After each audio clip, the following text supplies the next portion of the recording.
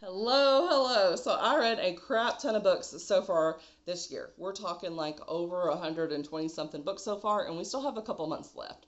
I have brought out all of the physically read books that I have over here to show you, and I was going to try to do like a little review of each of them, but there is just too many. But I also just want to show you how many physical books I've read this year and compare it to what I've done last year and see if I've already read more.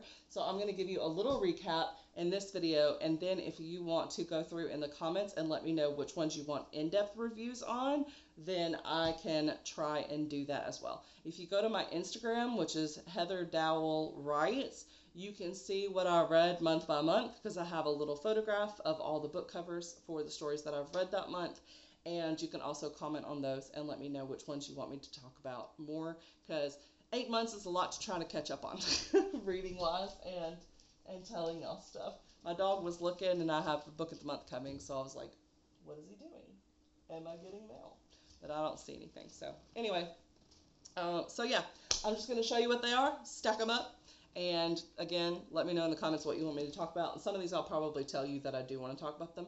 So one of them is Ruthless Devotion by Rebecca Kinney. This is a paranormal retelling of the classic tale of Heathcliff and Kathy, which is from Wuthering Heights, which I have read. So I probably should do a comparison video with the different retellings. This is the third book in the series. Fourth one's going to come out next year. This one just came out, I think, in August. So it's very, very new, but it's very, very good, and maybe my favorite in the series. I'm not so sure.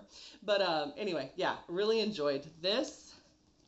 Then we have Flesh and Blood by Chris Priestley. This is a short read. It's also dyslexic font and like kid friendly.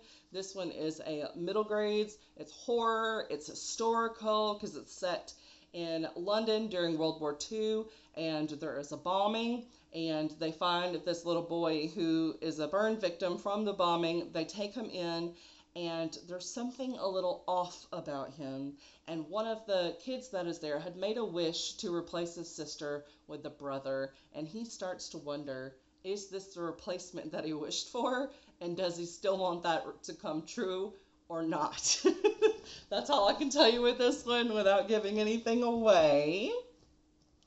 Next, we have The Long Walk by Stephen King. I just finished this one last night. Apparently, he wrote it as Richard Bachman. I don't really know what separates the two names. This one is a young adult novel. All the characters in here are young. I think our main character is like 16, but also this is in a dystopian type futuristic world, but yet it was written in the 70s, and there are terms in here that we definitely do not use anymore, so you can tell that it was written when it was written. So the world itself is not really described at all. It's just these kids that are walking through Maine, except for they're having to walk at 4 miles per hour, and if they stop, they can get up to 3 warnings. Every hour, they can clear a warning off, but it would be your 4th warning, they just shoot you dead. And so you're literally in this competition to see who can walk the longest without getting shot or just killing over, because some of them do just die. You got to think about all the things that happen, especially when you're not training to do a sort of marathon long walk like that. Like, just think about getting a Charlie horse and you're having to walk at 4 miles an hour. That is like a light jog for a lot of people. It is for me. And they're doing it for like 5 days straight with no sleep and like no breaks. So yeah, horrible. But that's really all you get to see in the world. And then the ending is left in an ambiguous way. Like, you could make it as a clear cut, or you could take it as ambiguous depending on how you want to write the ending of the story. It is a little disappointing. I was hoping for kind of like with the thrillers and horrors where like there's the hand that grabs out at the last second, but there's all this build up, and like you think you got away from the killer, but then you turn a corner and the killer's back, and then you've got this whole other like 10-minute section of you having to fight for your life. That doesn't really happen here, so that's why it was a little disappointing, but I did still enjoy reading it. If you want to know more in depth about this, again, you can comment down below, because some of these definitely could warrant a full review and discussion, but I don't want to have to pick which ones out of like 120 something books. All right. Next, we have The Road to Tender Hearts by Annie Hartnett. This is the second book that I've read from her. It's kind of like literary fiction with a little bit of a rom-com thing, except for it's more of the premise of a rom-com and not so much the delivery of one. It's more of a like found family / they are actually family type situation.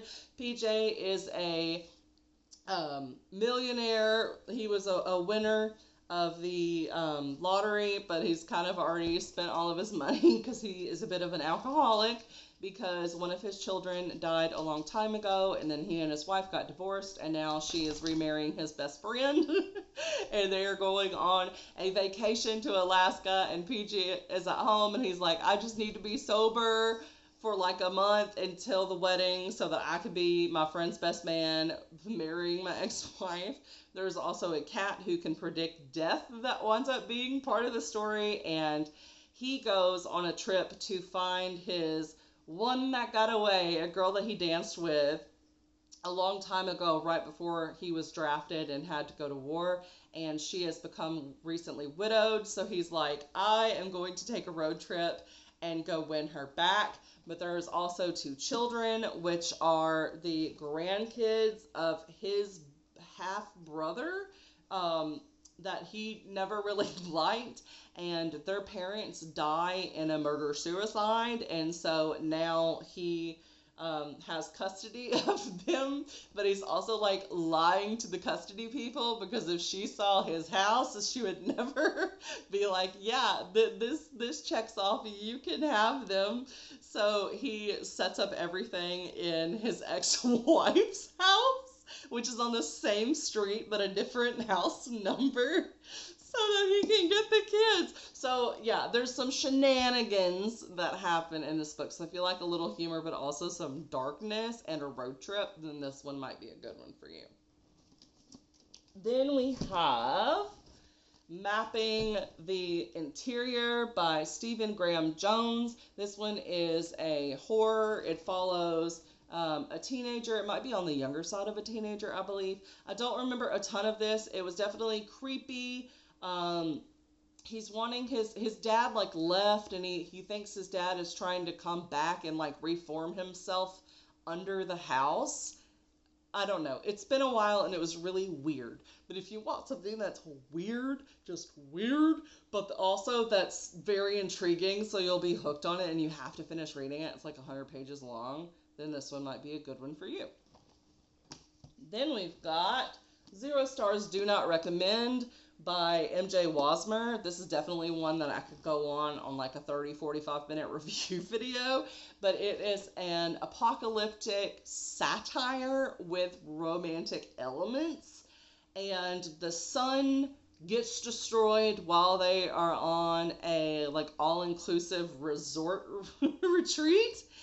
And there's different buildings which are divided by class. And of course, when that happens, you're going to have people at the end of the world. If they're in the high class, they're going to think that they get to rule the roost. And they definitely try to in this story. And then you have him just trying to, save his girlfriend.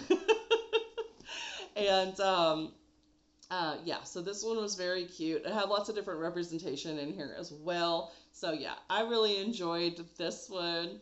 And the satire elements are enough to talk about on its own. It was a laugh out loud type story. It was also a book club pick, and I went to a book club on like poolside, just like the book cover, and I think everyone liked it. And we all had a few characters that we absolutely hated and wanted to die. And so I think you'll have the same experience if you read this story. Then I've got Deep Blue by Jennifer Donnelly. I have had this series for so long. The covers are absolutely stunning. I did read another mermaid series last year, which was like the one by Anne Banks. It's like Triton, of Neptune, of Poseidon. I liked that one better. I know we shouldn't really compare mermaid books, but what that one did that this one, the thing that I liked about that one that I didn't like about this one is this one I didn't care for the world building. It was like too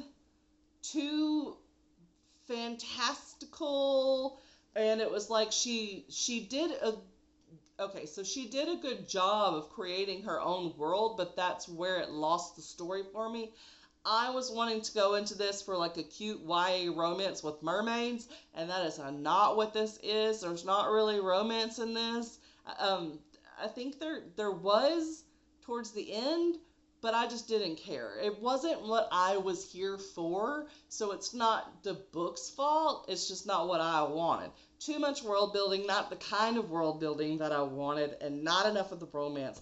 But there was cool elements where like they're going through a mirror, and then I think there's like one point where she's like poisoned, and so there's like some curse type elements, and but mostly it is kind of a like golden fleece type thing where she knows that she has to find these three or four other people, and then they'll be able to figure out more stuff. And I don't really care about the golden fleece type story structure, so it was not for me. But still beautiful, beautiful covers. But I probably will be getting rid of the series because this one would be like a 2.5 or 3 star for me, and usually that indicates I'm not going to like the rest of the series, but the book covers get even better after this one, so I don't want to get it off my shelf. Y'all tell me, should I give the second book a chance? Do we get more of like the romance swoony? Because that's really all I'm about. I want the swoon, or I want stuff that's really intense but easy, and this was not that. So let me know if I should continue. I'm willing to listen and see. Then we have okay, y'all. So I got in a like children's middle grade kick, and I am still on it. So if you like to see lots of different age group type books on your booktube, then I'm definitely a channel you'll want to subscribe to, and hopefully I'll continue on with this and keep making more videos because it has been an insanely long break. So I'm not making any promises here, but I'll give you the best content I can when I make it. But anyway, this one is The Chronicles of Weatherwhy, The Age of Enchantment. This is the first book in a series. It is so freaking good. There is a system of magic, and there's like 4 different like magical areas that you could specialize in that correlate with the seasons. But there are also some people who have an affinity for all of them. So if you like Avatar with like the elemental type stuff, this one is more of like there's like people that can like weave the different seasonal threads of magic, and there's like illusions, but the illusions can actually do things, and some of them are dangerous and some of them are not dangerous, and there's like a school for these special people that can do that. So if you want to get out of the HP fandom and want something that's going to give you the same magical feel and journey that you got with HP, but that isn't HP, and that also has more diversity in it as well, that reads really well and has all of the found family and friendships and the kind of attitude dynamics too between young kids, then I think that this is a wonderful alternative for you to hop on. But it is also a very unique on its own. So there are some elements that will be very similar, but there's a lot that's very, very different. So you're not just getting a copycat version. So I really, really recommend this story. The characters are 13 years old. It does read a little bit young, so I would say like even 9 years old. But the writing is not dumbed down at all, so the language is very nice. Like, I could have had to look up some words in an encyclopedia, but it was an easy, smooth read. So highly, highly, highly, highly recommend this one. This is another one where I could probably go in depth with a review because there's so much that happens in the story, and it also follows her twin brother. So y'all let me know if this is one that you want me to talk about more, because I super enjoyed it. Then we've got another one of those easy reader, and what they do with these easy readers is they make them dyslexic friendly with the fonts and stuff, which if you don't know are helpful to like most people that have neurodivergence. So like I find them helpful as someone with ADHD, even though I am not dyslexic. And these are also tested by actual children before they publish them to see that they're like reader friendly, not only with the formatting but also just the pacing of the story. So highly recommend that if you know anyone that has trouble getting into stories, or maybe you are having a little bit of a slump and need to get out of them, I would recommend this. So this is The Deep Sea Duke by Ren James. This is the second book in a story. And you probably do want to read them in order. The first one in it is over here somewhere. Here we go. We'll talk about them at the same time. This one is The Starlight Watchmaker by Ren James. So read this one first and then this one. They're both the super friendly, like 100 and something pages. Really, really fun. So this one also follows a friend group, and they are like different planetary beings. So one of the characters is a rock that will one day grow into like her own planet. And then the other one is like an aquatic prince. And the other one is a watchmaker that is not a cyborg, but like a robot. And there is a sweet little gay romance. And I was seeing it hinted in here, but it was like, are they? Are they not? They could just be friends. I don't know. But then in this one, it's like, hey, it's so cute. It was just so sweet and innocent. And so I would highly recommend these. This one, his watch that like helps him like travel through like time is broken. And so the watchmaker is helping him figure out why. And there's like this element in it that's been tampered with. And so then they find out that other people that are taking the test, theirs have also been tampered with. So they kind of go on a hunt to figure out like who's doing this. And then in this one, they go on vacation to the prince's like homeland. And there are some butterfly beings whose planet has been destroyed, but they have these other little critters, like I guess they were otters. I can't remember, or they were beavers. I don't know, some kind of aquatic animal that likes to collect shiny things. And so that causes a muck. And so they've got to figure out how to resolve that issue. So yeah, it's just really cute. And it has a little friend group. And there's a super happy ending at the end of it. And this is the whole series. It's just these 2 little books. So you can fly through them. Then we have Stillwater, which is another one by Chris Presley. This one also takes place in World War II. And it follows a girl who gets shipped over to another city to live with another family where they're going to escape the bombing. But the other girl that is there with her mom is very mean. Like, she bites herself and then, like, yells for her mom to make her mom believe that she's bad. And then there is this creepy girl in the well that is telling her to come swim. And she's nice to her, but she's also wanting her to bring the mean girl for some reason. And it's like, why is she so insistent? Is there a history with this girl? And there's this rumor that the girl there, like there's a drowned girl, a girl drowned there a long time ago. And so no one goes in this pond that she is going to all the time, making a friend. And it's like the only friend that she can make is this like girl that's there. And she's like, is she real? Is this thing actually haunted? And like, what does she want? So yeah, another creepy little story with a little historical background, and short and easy to read. So then I told you I was getting in a kick with these like easy readers. I was not kidding. Okay, then we will go with a complete different one, which is The Picture of Dorian Gray by Oscar Wilde. This is a classic. I had never read it before, so I had really liked the story. I think it's Charming Devil, which is in this pile because I've read it this year too. It is, okay, here we go. We could talk about them at the same time. So I read Charming Devil by Rebecca Kinney first, which is a Dorian Gray retelling. These two are much closer because this does have a little bit of a fantastical thing in there where you're like, And so after I read this one, I wanted to read the classic, so I went out and got it and read it, and I enjoyed both of them. They stand on their own, but if you read one, you're going to want to read the other. Like, that's just how it's going to go with this one, so I do recommend both of these. This is a very easy classic to read. It was also one where I had a ton of highlights, and sometimes Henry would say stuff, and I'd be like, I agree with you, Henry. even though you're kind of like the bad guy. I agree with you. Oh, man. Okay, so like here's one line that I highlighted. It says, there are many things that we would throw away if we were not afraid that others might pick them up. So there's just lots of little like lines where I'm like, I agree with this. So this could be another one where I do like a deep dive type review of the classic.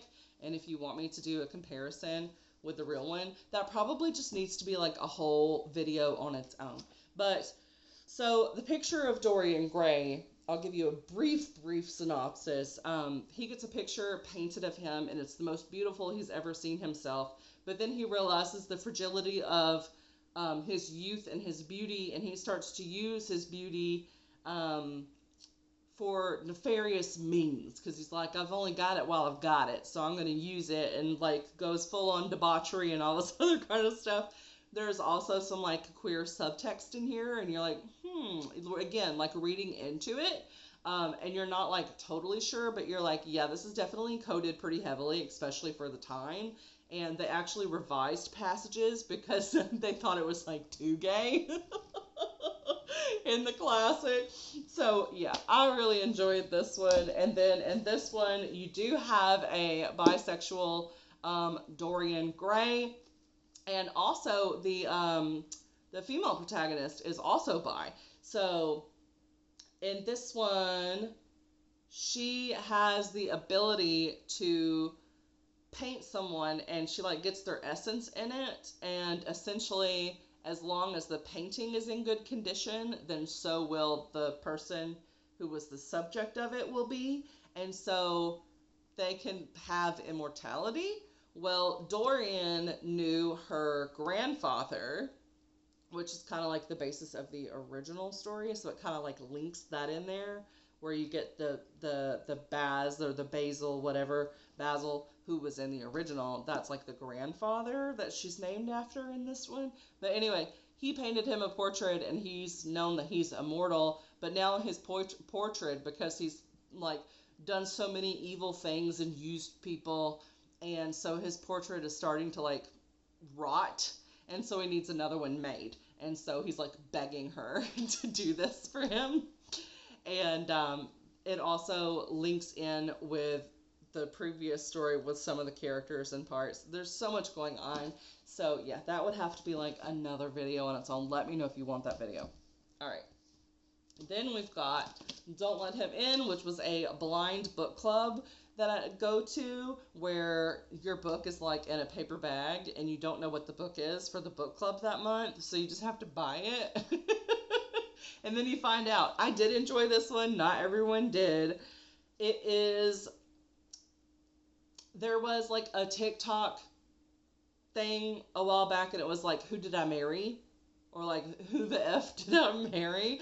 That's like what this book is, where you get to explore like the psyche of the man who like has multiple different names and identities, and he's like walking all these separate lives, and like he'll be married with one woman and have kids with them and be finding ways to like suck all her money away, and then he'll already be on to the next one trying to set up for him to move there. And so it's just like, when is he going to get caught? Who's going to catch him? How many times can he worm his way out? Because not all of the women are just fooled by him, because, you know, he puts on all the charm, but not everyone's fooled by him. And so that's kind of the fun part of this. As an author, I really liked it because of all the details and me just wanting to see how it was going to unfold. Not everyone will like it, but I did. So there you go. Then we've got, and that was Lisa Joel. Then we have another children's book, and this one is The Lost Library by Rebecca Steed and Wendy Mass. This is the first book I've read by them, but apparently they have another book called Bob, and then I think they have a whole like 4-book series, like the Lost Library series, where the kids hop into books. Anyway, this one, there is a little library that gets put up, and there was an old library in the town that burned down, and so there's a little bit of a mystery about that. He finds some of the books in the little free library that survived the library being burned down, and they were all checked out to his dad, and like returned on the same day. And then there's also this other person that's this famous mystery writer who also returned a book. So he's like, did this mystery writer burn down the library? Like, did he have something to do with this? And like, why is my dad so secretive about what was happening and not wanting to answer any questions about the library? Because he was the last one that had been in the building where the fire had started. And so there's some suspicion against him. And so it's pretty much just the boy wanting to, one, learn how to write his own mystery story because he really likes mysteries, but also trying to figure out how his dad is tied into this. And there is also some ghost characters in here that are commenting on like all the people going to the little library. And the cat also talks, and there's mice. So no one else like hears the cat or anything, but the cat has like his own POV in here. So yeah, it was really cute. I was expecting something a little different when I went in, but I did like it. Next we have a 3-book series. I got the special edition. This was one of the TikTok shop stories that I got. So I backed a bunch of Kickstarters, and I also did some TikTok shops purchases when I had a little bit of a windfall because I hadn't been able to get any pretties like this. So I was like, I'm going to get all the pretties now that I can. And so this is the Otherworld series by C.A. Varon.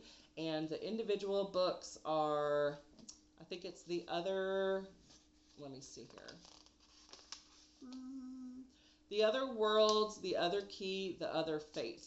This one, I really, really enjoyed the series, so if you want me to talk about the individual books, I can, but the basic premise of this is that there is a Fae portal, and there are keys that are matched with your, like, fated mate, but the keys are only given to fertile women who are terminally ill, so, like, people that are dying from cancer. And so when they're on like the edge of death, they can use this key into the Fae portal, and they will meet their fated mate, and they will also be healed from whatever is causing them to die. But there's also rumors that there could be like brothels and stuff that they're being stolen away to. And so you do find out pretty quickly that that is something that is happening. But as soon as the mortal walks into the Fae realm, the key that is with the fated mate, they can sense it. So they like try to get to them before anything bad happens. But of course, bad things happen. And some of the women get captured, and then their Fae mates have to try to find them and rescue them. And so, yeah, lots of different avenues of things that go, and things go differently for different women. Definitely some trigger warnings with this series. Due to that premise, you can kind of figure that out. But yeah, let me know if you want a more in-depth, and I can talk about the individual books because these were very, very good. And there is some spice in here. So, but you fly through them. You fly through them. If you like the way that Ruby Dixon did the Ice Planet Barbarian series, where it's like you have that initial premise where everyone kind of starts, but then you do kind of, some of the books you do kind of like go back toward the beginning, and then it catches up. So you can follow that couple's individual story, but there's also a thread that goes through the whole series. That's what this is. These are the first 3 books. There aren't any additional ones that are out, but it does say at the end of the book that the series will continue. So I am really excited, and it is addictive like the Ruby Dixon. So highly recommend if you also liked that. Then we've got The Good Girl Complex by Elle Kennedy. And if you like new adult, then you will like this one. This one I get confused with, and I was reading this and another story at the same time, and so they've kind of converged on each other. So I don't really know how to separate this one without thinking. So I know she's dating this one guy, but okay, so I remember a little bit about this one. So she was dating this one guy. He's a butthole. He's also like a rich dude. And there's this other guy, and he's kind of like just like the normal townie. And so he winds up getting him fired. And so then the townie wants to take revenge by stealing away his girlfriend, and he doesn't feel bad about it because the boyfriend has been cheating on her and hooking up with anybody with legs. So, well, what's between the legs? So yeah, so it starts off with like that premise, and she is like a goody two shoe, doesn't really step out of her shell, and he kind of challenges her to be a little bit bad, and so it's like the good girl complex making her a little bad, and then the whole thing is like he's supposed to make her fall in love with him and then crush her, but of course he actually falls for her, so it's like, what now? That's what this book is. Okay, I did clear it up in my head. And there is the bad girl complex, which I also own, so I need to read that at some point. All right, then we have this one here, and it is Even Though I Knew the End by C.L. Polk. This is a another queer read if you want to read one of those. It is a like short fantasy with a little bit of like a murder mystery in here, and there's like a demon element. There is like demon murders and stuff that have been happening, and this person is trying to figure them out because she has made a deal where she basically like sold her soul over to this demon in order to save her brother, because her whole family was in a car wreck and everyone died except for her, and she was like, I will do anything for my brother to come back. And so the demon lets her have the brother back, but then she will only have like so many years to live, and then the demon is like, I will like clear your debt or whatever and let you have your soul back if you can figure out who's doing this. And there's like some angel elements that are put in there, and the detective has like this ability to take pictures and see things that other people can't see. And so it was very interesting. The writing was a little hard in the beginning to like get into, but I did enjoy it. But also it's very, very short. It's very short. I would kind of say it was kind of on the same level as Mapping the Interior, where it was like intriguing. So even though some of it was like difficult and a little weird, I still wanted to finish it. And so that was that. But yeah, there's little romance element in this, and it is a female for the romance. Okay, then we've got another romance. We have got Ruby Dixon's Bull Moon Rising. Absolutely enjoyed this, and these special editions, oh my goodness, they're not even special editions. Like, I think they just all come this way. And I just got the second book because it just came out, and so I am currently reading that one. But look at that! Oh my goodness, this is another one that I could do like a full long review on. Just loved it. But also, I would recommend Rachel Reads with Rachel did a long review on this. I would just go watch that because I agree with everything that she said in that video. So I would just go watch her review, to be honest. But yeah, I would just go watch her review. But so this one, there's like an artifactual guild where they collect these relics from like this city, like this ancient city that's caved in, that had all these magical people, but now like magic is outlawed, but these artifacts have magical abilities. And so the artifactual guild kind of like decides what to do with them, and they sell them off to these wealthy individuals. And there is like the historic feel to this too, with like the way that they dress, and like maids and servants and all of that kind of thing. So then you have the one girl who is the daughter to one of those, but she's supposed to be getting married off to this other guy, and she doesn't like this guy, and she just wants to be one of the people that goes and digs for these relics. And so she just kind of like goes off with her maid and pretends to be someone else and to become one of the guild people.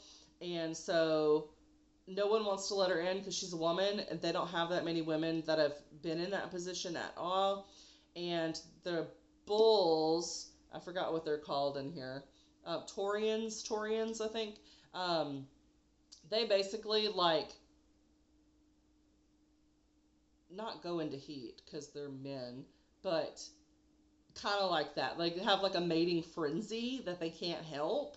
And so she has an exchange where she's like, I have to have a, oh, what are they called? Like in the old times, where you kind of have to have like a companion or chaperone. And so she's like, I need a chaperone to be able to join, so I'll marry you. And in exchange, I will be there for you during this full moon when you're going to be in a frenzy so that you don't have to go out to like the red light district, if you know what I mean. And so anyway, that's the arrangement that they have. And of course, it's a romance and it's Ruby Dixon. They're going to fall for each other. But there are lots of complications in here. And again, she's lying about who she is. So that can jeopardize things. So yeah, I really, really enjoyed that. And I've already started the second book and it is addictive. Second chapter, you're like, I cannot put this down. Okay, then we have another TikTok shop one that I got, which is Creatures of Chaos, book 1, and this is Julie Hall. This is also a really cool special edition. If you've been on TikTok, you've probably seen this book everywhere because it's such a cool edition. Come on. And it has the like the alternative dust jacket. Oh my goodness. This is another one where I could talk about for quite a bit, but I will kind of sum it up by saying it is its own unique thing. It's in a fantasy world, but if you like the story Nerve or Panic by Lauren Oliver, if you liked both of those and wanted in a fantasy world, then you should read this story. Because there is these like these tasks, these dares that you have to do, and if you try to back out, you will be harmed, like significantly harmed. There's also a love triangle in here that I was totally down for. There is a friends to lovers part of the triangle, and then there's like the new mysterious guy shows up. And also the one girl is like bullied by everyone because she's the only one that doesn't have magical abilities. And unlike a lot of stories where like at the end of book 1, oh, she discovers like she's important and she's actually this thing that's like the most magical thing. Like, no, she still does not have like some magical power like everyone else does. And so I like that it stuck to that, but it also did some unique things with it as well. And yeah, if you like the Hunger Games, that I think you would like it too. Like it's none of those things and all of those things. So yeah, that was Creatures of Chaos. I cannot wait for the second book, and I hope that it has such a pretty edition as well, because I will go ahead and get it because I really like the first one. There's so much character art in this. Oh my gosh. Okay, what do we got next? We got Sunrise on the Reaping. This one follows Hamish during his Hunger Games, right? I think this one is Hamish's. I read them back to back, so I might be a little... No, I'm right. Hamish's. Okay, so it follows Hamish, and yeah. Everyone kind of wants to like be in an alliance with him, but he's like, if you're in an alliance with me, and I've also been given like this mission to kind of like take down the system, then I can wind up being a danger to you, but also you hanging out with me can prevent me from achieving my goal of taking down the Hunger Games. And so that's what this is. That's really all I can say about it. I have forgotten a lot of it, to be honest, but that is kind of the gist of it.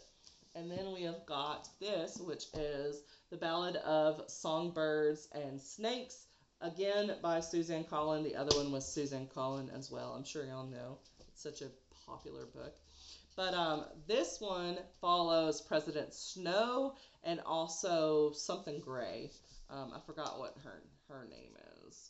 But anyway, you get to figure out him like coming up with some of the things and like becoming one of the game masters. And if you see the movie, it pretty much lines up with that. There's not a ton that's different. Lucy Gray, that's who it was. That was the other character. But yeah, I would either read it or watch the movie. The movie was fine if you don't want to read it, because it does stick to the movie.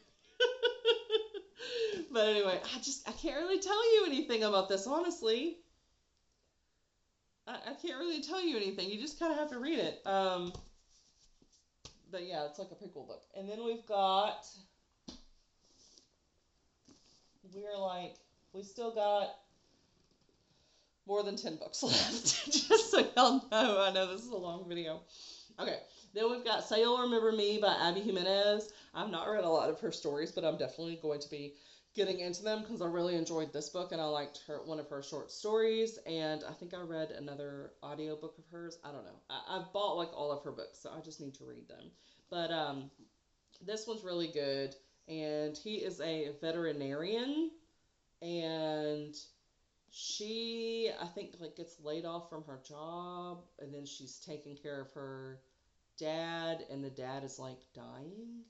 It's been a little while since I've read this, but yeah, if you like rom-coms and hot veterinarians and social media people that know how to run an Instagram account, then you'll like this. There is some trigger warnings in here. I don't remember what they were.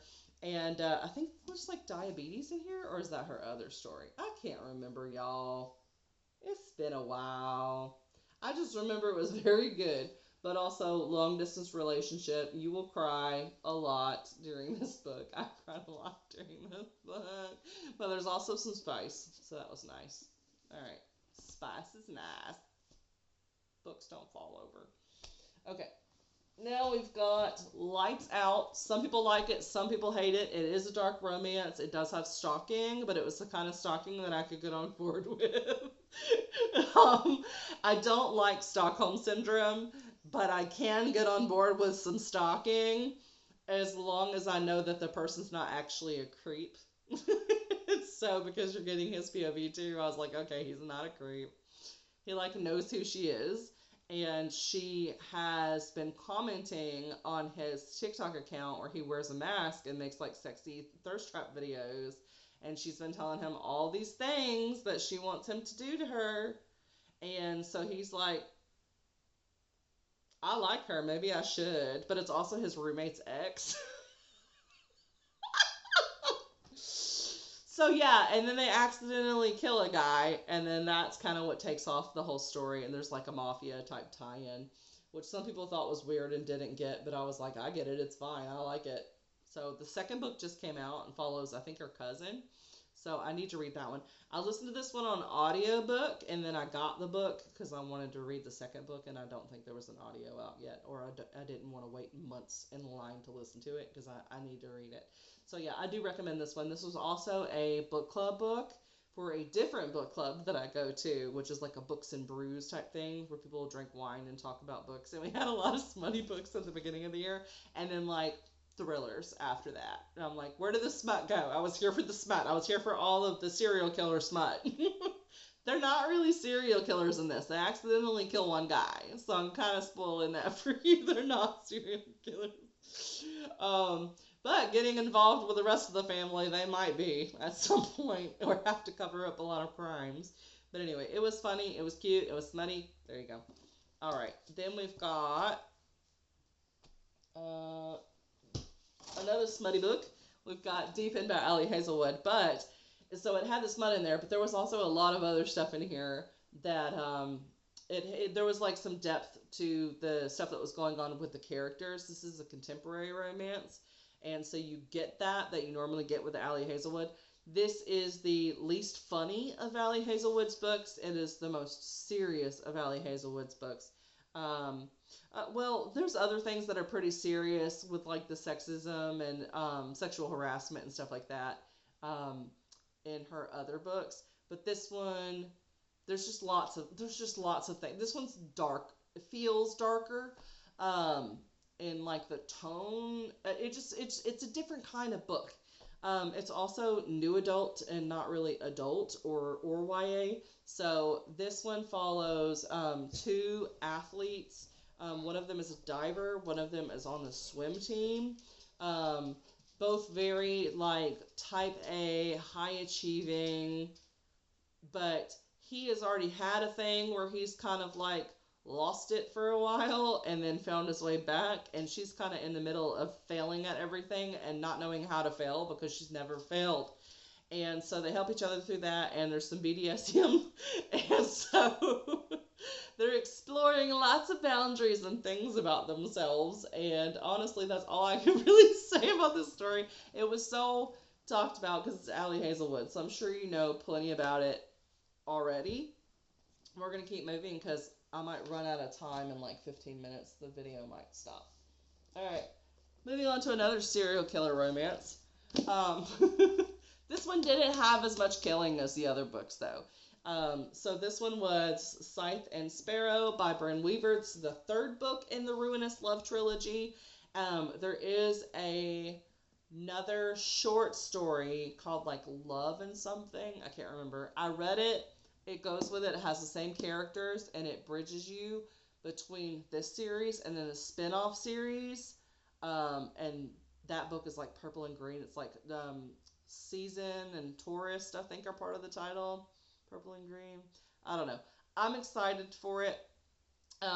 This one, she works in the circus, and she like runs the tarot booth, and she also is one of the people that's on the motorcycle in like the Wheel of Death. And so anyway, she tries to get like women out of bad relationships by assisting them in killing their abusers or providing them with funds to escape or means to escape.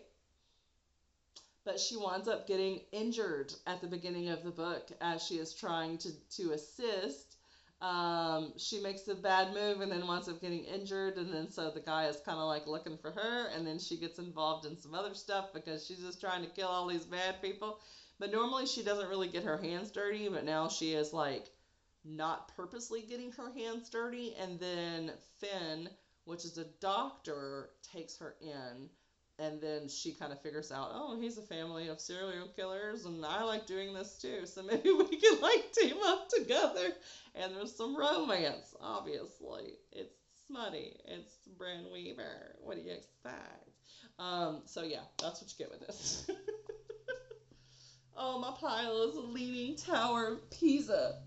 Straighten up, my friends. Straighten up. Stay.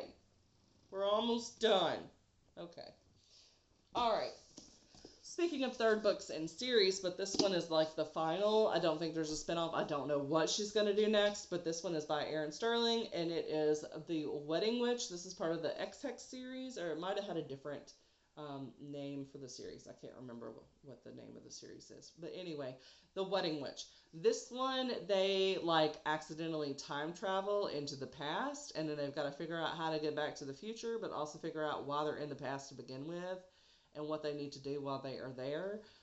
This one is shorter than the other books, not as spicy as the other books, not as rom-commy as the other books. Still super cute. I don't think that you're going to be dissatisfied, but it does feel kind of like how sometimes a series, you love it, then you love it more, and then you love it less. It's like it just doesn't live up to as good as the other books in the series were, but it's not a bad book by any means. I just really, really, really liked the other two books.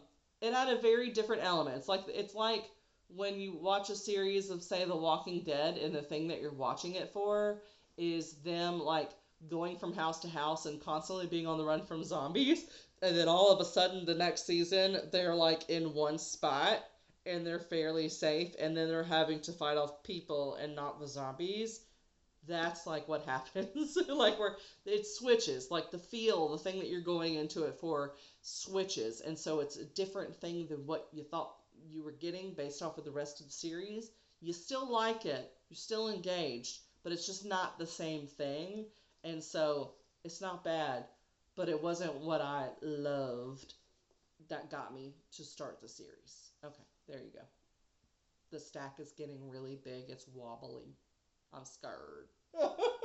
Okay, we're going to do a thicken next. All right.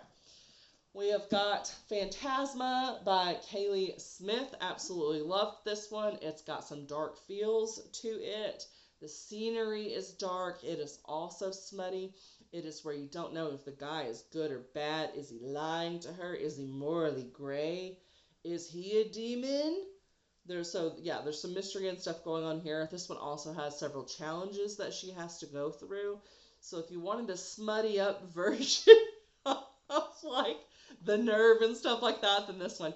Only one person can win Phantasma, and yes, you can bail out of Phantasma. You will forget like your time within Phantasma if you do that. And if you don't fail out, like if you don't leave willingly before a challenge, once you start the challenge, you have to finish the challenge. And that could mean getting axed, literally. Like swinging axes or dipping into a vat of molten lava. Like these things can happen. There's also a cat in here. It's mail. It's mail time. Scared the crap out of me. Oh my goodness. I know, it's my book of the month. There, it's okay. It's okay. It's just my book of the month. Are you wanting a treat? Are you wanting a treat? Because she gives you treats. I don't know if I can get up without this falling. All right, I'm going to get my book. Quick pause. I got my book of the month. He got a treat from the mail lady. All right. This is still going to try to topple. Anyway, next we've got volume 0. This is something that book of the month does. I don't really like these, so I'll stop getting them. There's usually like one story that's good. All of the writing is good, where you're like, from a literary standpoint, I like the feel of reading the text. Like it feels good to read the text. But all the stories are just people that are like overly sexed up and also like in a horror fashion. So like horror and sex, grotesque. I don't like it. I don't like it. And all of them have been that way. I'm like, no. No thanks. All right, next we have The Dreamer by Karen Thompson Walker. This one, the premise is cool. Like, all these people in this college town start falling asleep and no one knows why. And then eventually, if you like fall asleep long enough, you could just die. And again, they don't know why.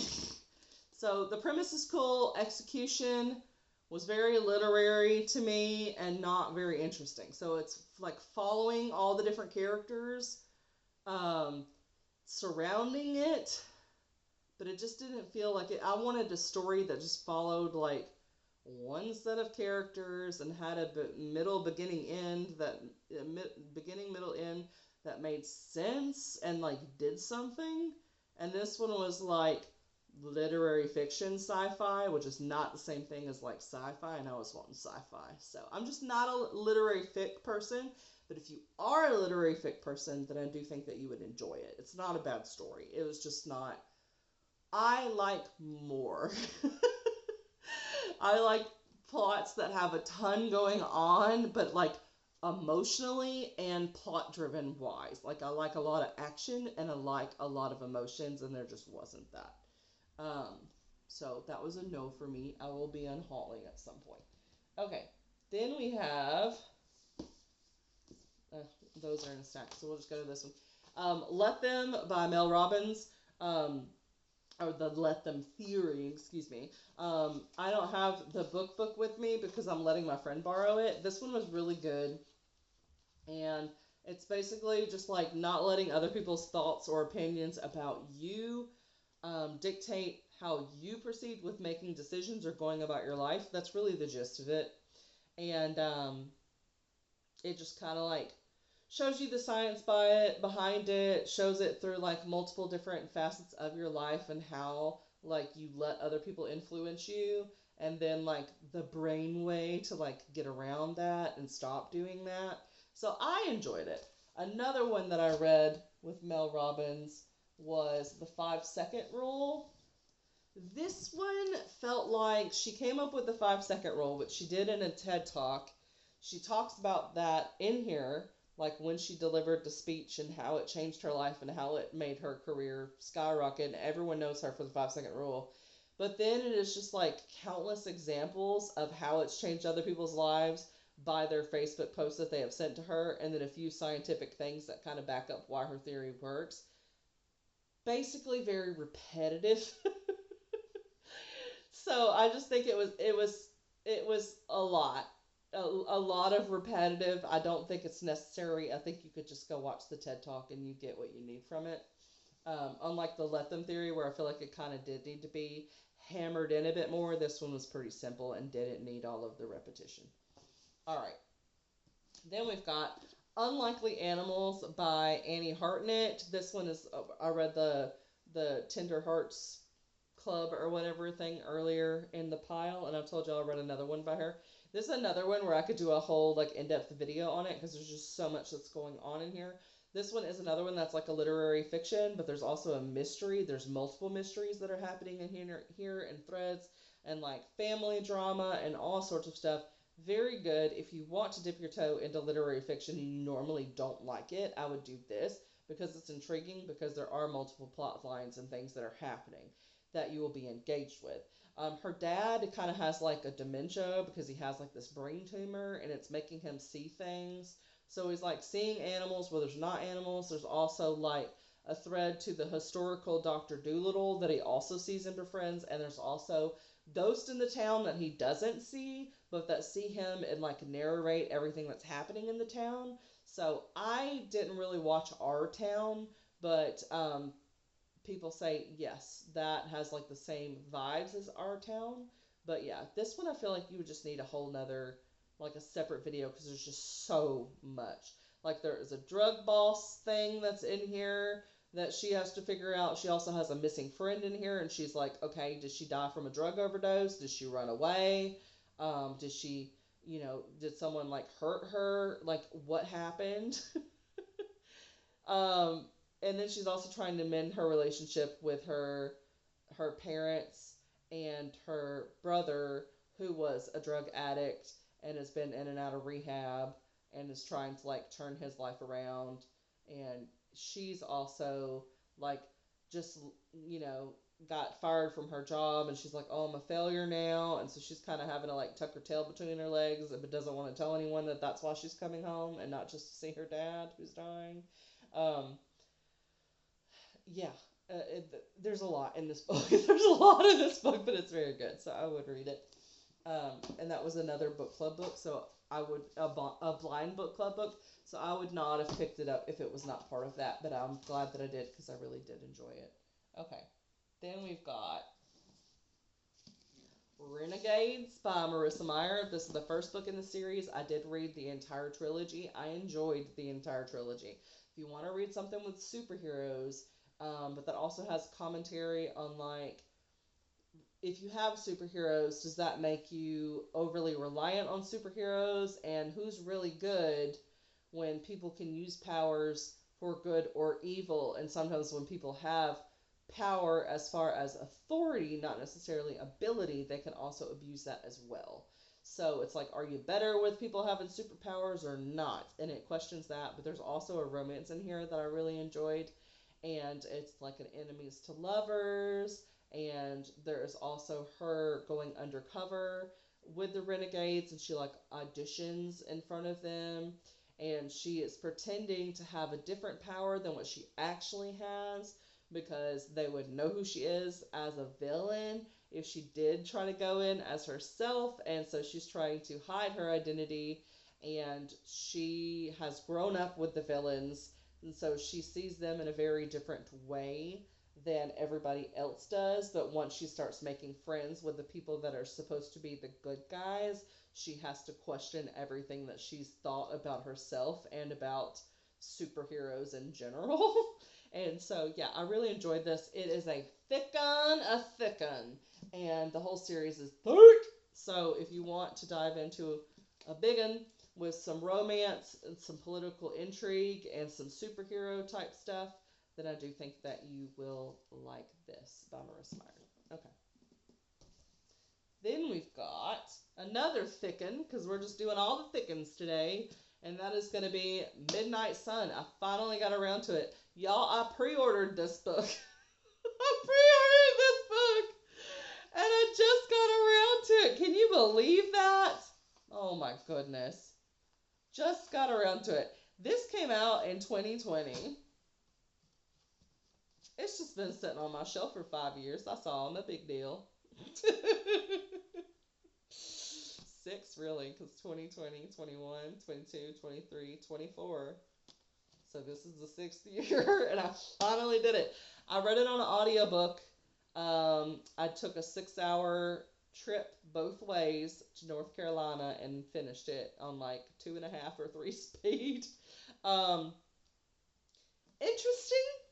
I didn't not like it, but yeah, I get the if you don't like the stalkerish elements in Twilight, you're not gonna like this because it's just him all up in his head, stalking her.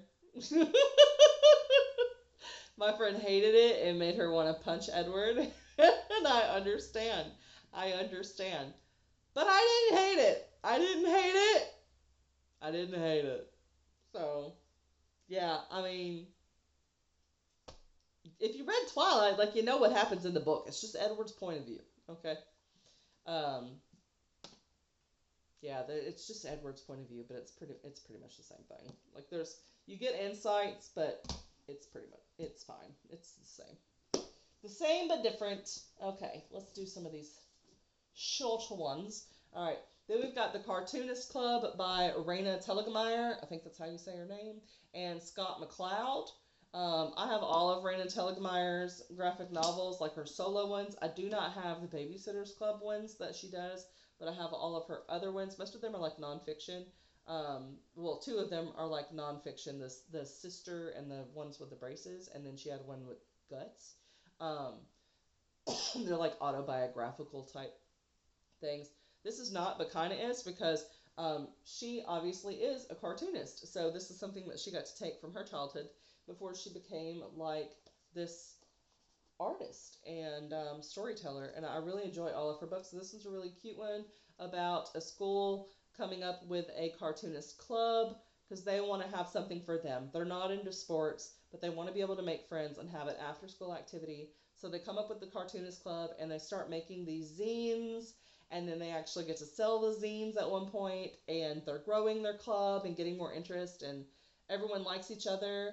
I think one of the characters also explores their gender identity in this. I'm pretty sure.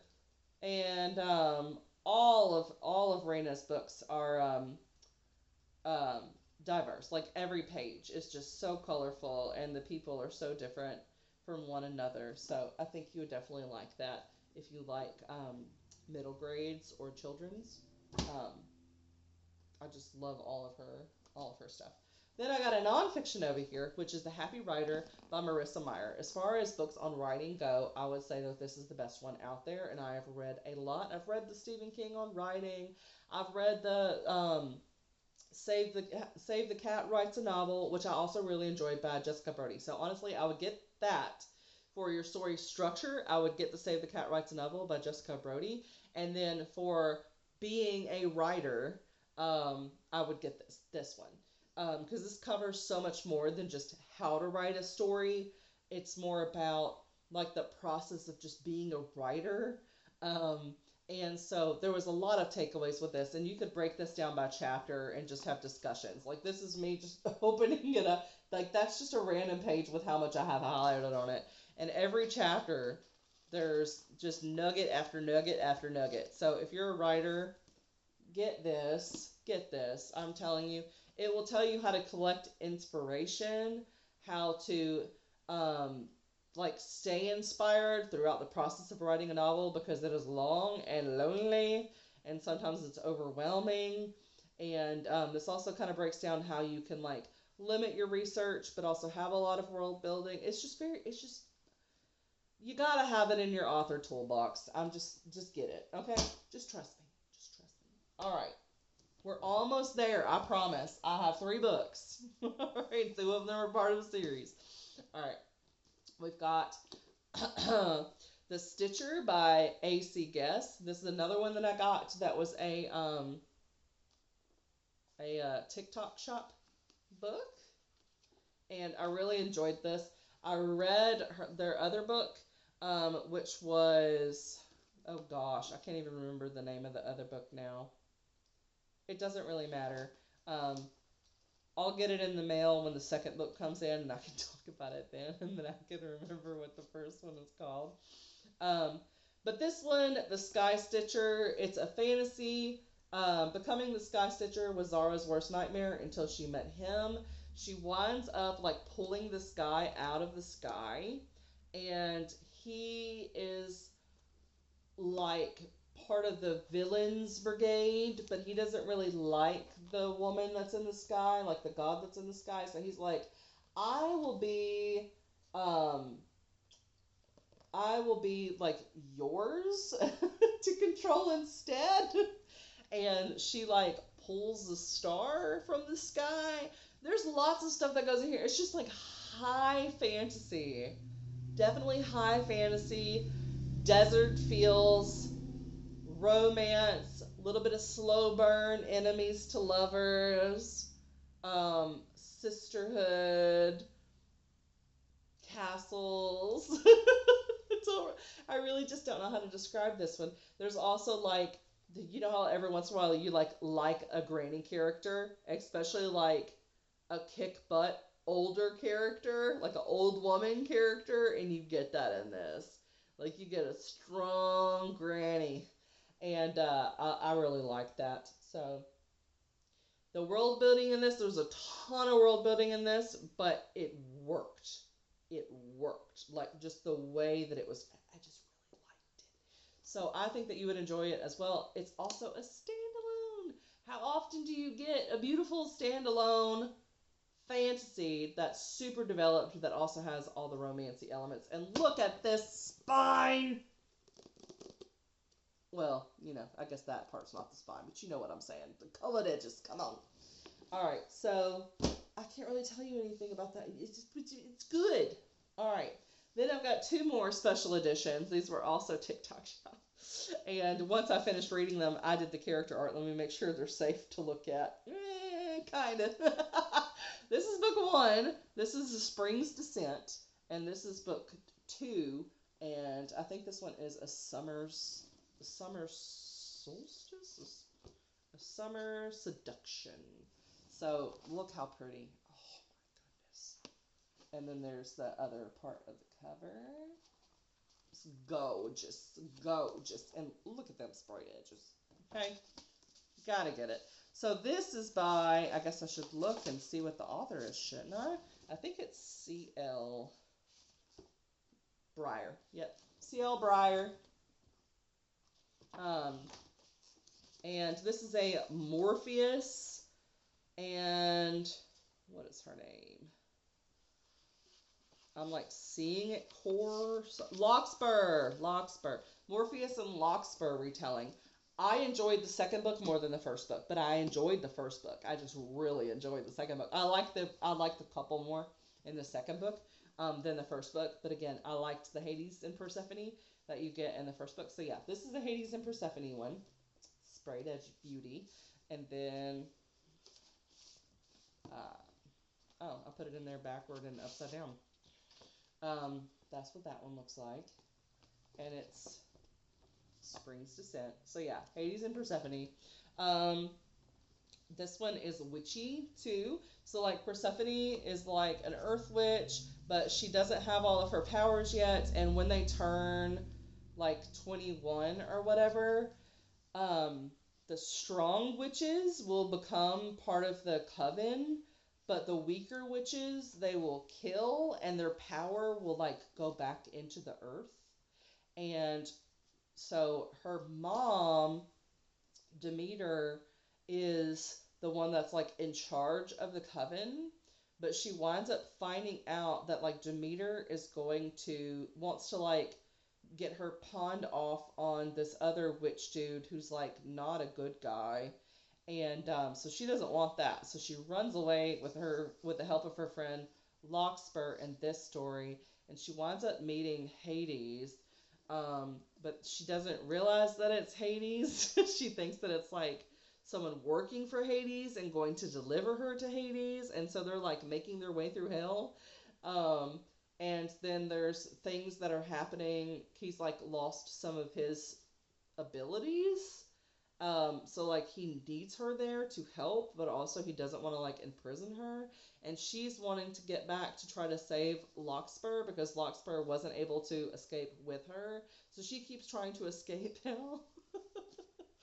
And there's also betrayal in this book, and the scenery is really good, and just the book itself is just beautiful. Like the formatting and my goodness, this thing is just gorgeous. Look at that. Come on, come on. And obviously, there's going to be plenty of spice in here. But yeah, so that is that one. And then um, the second book, Larkspur is wanting to save her sister, and so she is teaming up with Morpheus to try to find her sister, who they think is also being like held in hell somewhere, and so they're trying to find the sister. And there's also like the women that like cut off a boob. What are those called? Valkyries. There's some Valkyries in there too, so you get to meet the Valkyries, and I really enjoyed that. And there's like a club scene with some vampires, and like he's a vampire, and she's also got like the Nightblood powers, and the Nightbloods. She's like a half breed, and I think he's like half too, and they're looked down upon. Like they're not accepted by either of their kind, the witch kind or like the vampire kind, and so she's like trying to hide parts of herself. And yeah, but I really enjoyed it. They work through trauma together. Trauma bonded romances. There are trigger warnings for both of these. They are dark romances, but the darkness is not really with the couples themselves. So I like it as long as it's not with the couples. So I like healthy romances with no toxicity. But we can do a little enemies to lovers. Yes, we can. All right. So I just showed you all of the books. Can you believe it? Oh my goodness. It only took an hour and something. Now we get to see if I have done more books this year so far than I did all of last year. And I'm telling you right now, just sitting on the couch, I think that I have. But we have to line this stack up. Okay, so we're going to do this very carefully to see if I've done it. Oh.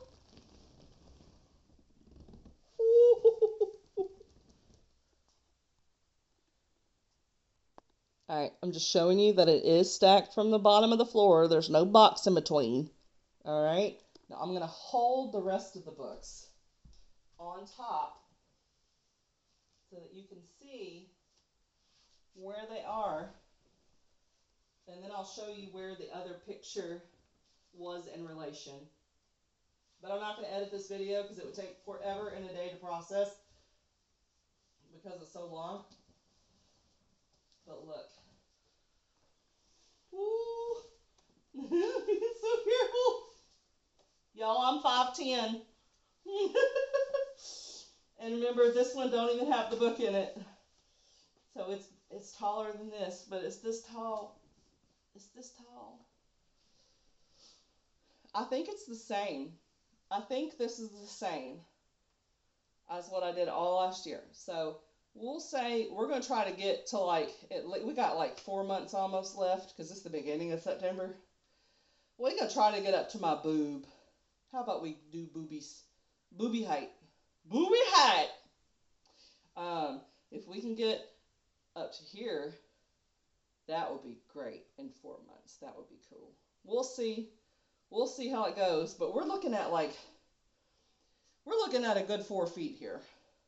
This has got to be 4 feet tall. We're doing great. All right. Let me know which of these books you want me to review in depth, if any, or if you want me to just continue on with this month as is. Let me know. Again, you can check out my Instagram at HeatherDowellWrites, and you can see all these books and ask questions there as well. And these are just the physically owned books that I read. There was 100, and there's like 120 that I've read so far. So this is not it. These are just the physical ones. I don't even know how many there are yet. I'd have to count them. So I will put that in the title and we'll know how many there were. Okay, thanks for watching. Subscribe if you haven't already, and I'll see y'all next time. Bye. Now I'm going to let it fall.